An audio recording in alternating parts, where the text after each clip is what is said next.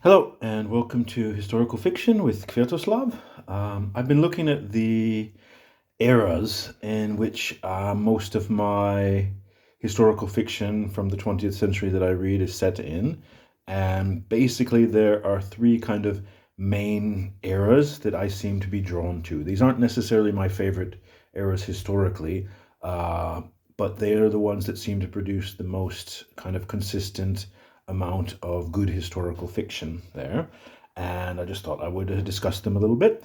The first era that produces a lot of good historical fiction is the Roman Empire, particularly the Roman era, the Roman Empire there, um, where I've read quite a few really excellent novels from set in that time period, and I think it's really very long period. It's very rife with possibilities to imagine this kind of great conquering empire, and in stories where the Romans can be both the heroes, the villains, and everything in between.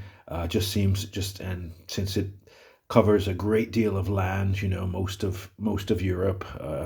At least southern and Western Europe there, as well as North Africa and the Near East.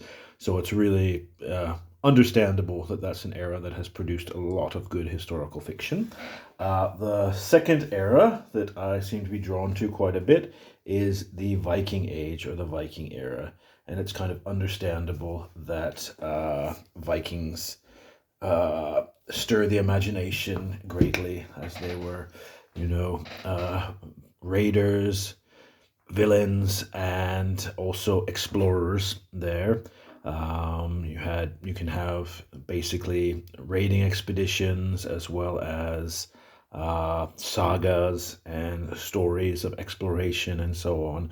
So it's kind of understandable that that's a particularly popular era for historical fiction.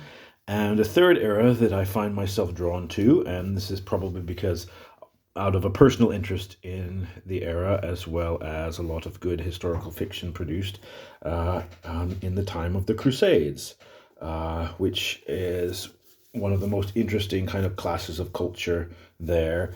And the Crusader era, which lasted much longer than people often give it credit for, was a time with, again, a great deal of heroes and villains and intrigue and action. You can have political, you can have romantic stories, you can have any variety of stories, and you've got the additional kind of clash of cultures that took place in those kind of turbulent times. So those are just my three kind of what I would say my favorite historical eras for historical fiction. Just because it also seems those are the eras that seem to produce a lot. There are some other eras that I enjoy that I might discuss at some point that haven't produced quite as much historical fiction. But overall, those are my top three. So thanks for watching.